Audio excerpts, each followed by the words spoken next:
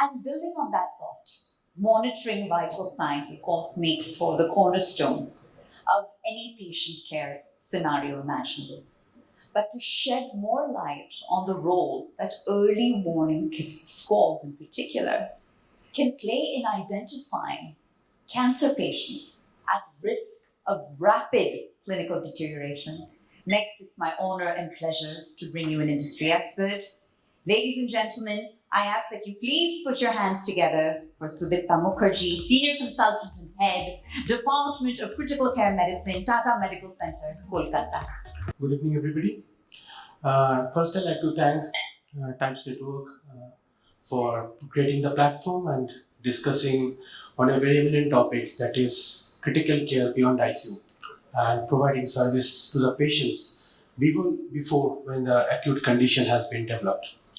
And I think Dr. Devati and Professor Mahajan has already made my life pretty easy because they have already created a platform to share my experience in my hospital.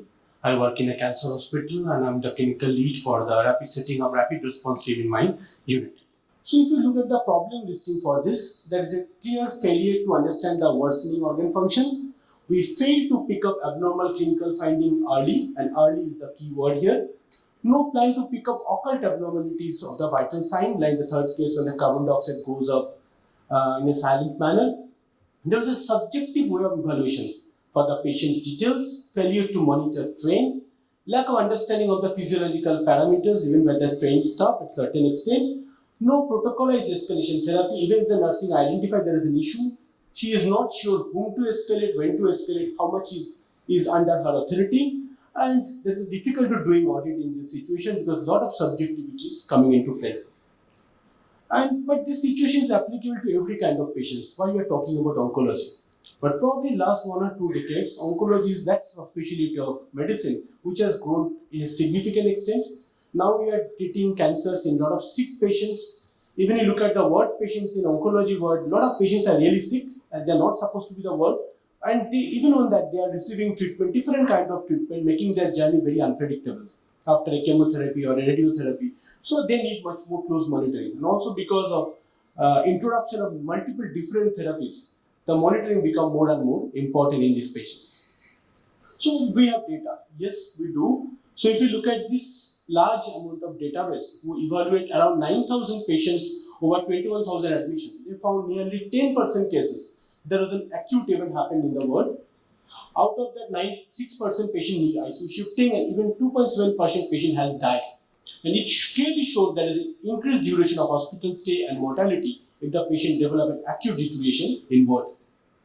What are the factors? There are some general factors which are applicable in every patient, like age, BMI, severity, disease, comorbidity. But there are some cancer-related challenges, like malignancy itself, along with admission to the oncology ward for different kind of therapy. Prior admission, which makes the patient colonized with multi-drug resistant bugs and risk of infection goes up. Except that neutropenia, bacteremia, fungemia, tumor lysis, these are other risk factors which can make a ward patient prone to acute deterioration.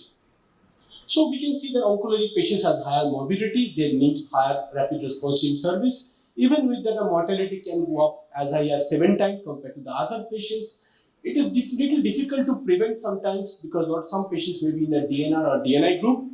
And when these patients are shifted to ICU, mostly they have a curative intent or intent that patient may recover and go with their life with a reasonable good quality. But when you talk about the early warning sign, probably we are talking about the delay in the rapid response therapy activation, and that is, as Dr. Devati already mentioned, artificial intelligence-based identification of early warning score in my hospital and compared with our standard practice, that is the mu score. The principle is contactless proprietary ballistocardiography. It uses the mechanical vibration produced by the micro and macro body movement and gives us the vital parameters. A1 objective was to compare the success rate of the AI early warning score to identify acute medical conditions when you compare it with our standard of care, that is mu score. So we used in 2012 beds and we monitor the vital parameters of the mu score and we take all clinical action according to the mu score. We collect the AI generated score, but we didn't take any action depending on that. And we eventually compare our result after 6 months of prospective observation and data collection. And what we see in that among the total number of patients that we have managed is around 94, and around 17 acute incident happened during this period. And total number of AI score data point was around 2000. All critical events that was picked by the mu score was also picked by the AI dependent score, and it was picked up early. Total number of alarm given by this subgroup was around 112, that is around 6.5 alarm given before the mu score identified the acute illness. So that if we can monitor this the AI-based scoring system, probably we can pick those clinical conditions much early compared to the clinical parameters. Now the next concern is always a false positivity rate. So look at the number of false positive alarms according to the mu score, and we found that is very negligible, around 0.08 per bed days, which can be ignored, a very small number. So we conclude that AI-based early warning score can identify critical medical illness early, and it is a reasonable, sensitive, and specific. And probably we need more data and definitely decrease our nursing workload in our regular practice. I'm not going to share details because I'm going to present this paper in an international conference next week. So, what is the way forward? In my opinion, probably adopting the early warning protocol for inpatients, specifically in oncology, is very, very important. Focus regular teaching session with the nursing staff regarding the mu score, physiological parameters, understanding of the physiological parameters and escalation methods as per your institution protocol. We need to develop an audit pathway to validate scoring parameters and scoring threshold in a continuous fashion. We need to introspect ourselves that whatever we are doing is correct.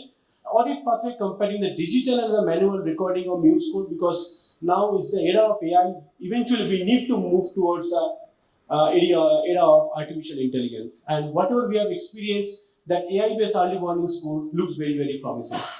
By this, I'd like to complete my presentation. These are my references. Thank you.